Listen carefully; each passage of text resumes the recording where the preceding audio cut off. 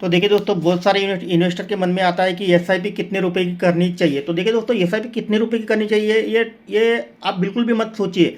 SIP हमें करनी चाहिए, हमारी सैलरी है, हमारा बिजनेस है, उससे हम कितना निवेश कर सकते हैं उसके ऊपर डिपेंड होता है। अगर मैं आपकी सैलरी अगर 50,000 है और मैं आपको बोलूँगा कि आप 50,000 पर मंथ इन्वेस्टमेंट करो, तो ये ठीक नहीं होगा। तो आपको तय करना है कि आप ज़्यादा से ज़्यादा कितना बचत पैसा कर सकते हो। अगर जितना पैसा आप बचा पाओगे उतना ही पैसा आपका बढ़ेगा, ये बात आप ध्यान में रखिए। आज की सेविंग आपके बुढ़ापे में, आपकी बच्चों की शादी में, बच्चे का भविष्य बहुत ज़बरदस्त बना सकते हैं। इसके लिए आपको आज बचत ही नहीं करना है, बचत के साथ साथ इन्वेस्टमेंट करना है। और देखिए, स्टॉक मार्केट में इन्वेस्टमेंट नहीं किया जा सकता, बिल्कुल किया जा सकता है, स्टॉक मार्केट में भी किया जा सकता है, लेकिन नए इन्वेस्टर को मैं कहता हूँ कि अगर म्यूचुअल फंड से शुरू करोगे तो बहुत बेहतर रहेगा, क्योंकि यहाँ पर अप डाउन बहुत कम होता है।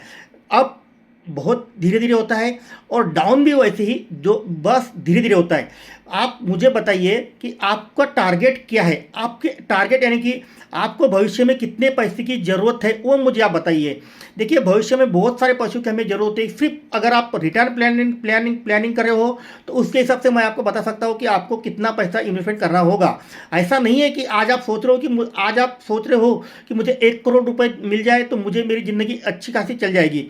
क्योंकि देखिए, आज का 1 करोड़ अगर आप 20 साल बाद बोलोगे तो वो 1 करोड़ नहीं रहेगा। क्योंकि आज जो हमें चावल खाने का तेल जो मिलता है उसका रेट जो है आज का, अगर हम बात करेंगे शक्कर की, तो शक्कर जो 50 रुपये किलो मिलती है, वो शक्कर 20 साल बाद आपको 50 रुपये किलो नहीं मिलेगी। वो गेहूँ भी आज का जो रेट है 30-40 रुपये किलो का, वो भी आप 20 साल बाद उतना रिटर्न नहीं, उतने पैसे में आपको नहीं मिलेगा।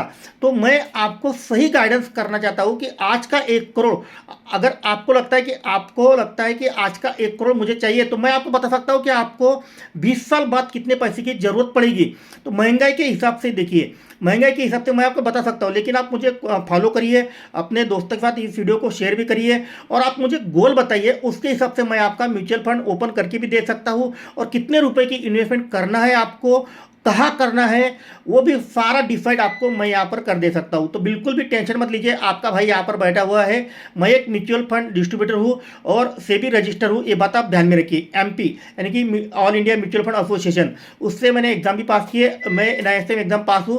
तो आप बिल्कुल भी चिंता मत करिए, मैं जो म्यूचुअल फंड बताऊँगा आपको मेरे हिसाब से बहुत बेहतरीन बताऊँगा, लेकिन आपके गोल के हिसाब से होने चाहिए। अगर कोई 30 साल का बंदा आता है, मुझे कहता है कि अगर मुझे इन्वेस्टमेंट करना है रिटायरमेंट प्लानिंग के लिए, तो उसके लिए म्यूचुअल फंड, उसके लिए जो मैं फंड दूंगा म्यूचुअल फंड के, यानी कि जो चुन के म्यूचुअल फंड दूंगा वो अलग होंगे, ये बात आप ध्यान में रखिए। और आप अगर आपकी एज अगर 50 साल है, आपके पास रिटायरमेंट के 8 साल 10 साल ही बचे, तो आपके फंड अलग होंगे। और आप अगर 60 साल के हो, आपका रिटायरमेंट का पैसा मिल गया है और वो इन्वेस्टमेंट करना है, तो आपके फंड अलग होंगे, ये बात आप ध्यान में रखिए। ऐसा नहीं है कि सभी के लिए एक तरीके फंड रहते हैं, किसी की रिस्क कम होती है, किसी की रिस्क ज़्यादा होती है, और ये एज के ऊपर भी डिपेंड करती है। तो चलिए, ऐसी महत्वपूर्ण जानकारी के लिए आप मुझे फॉलो जरूर करिए।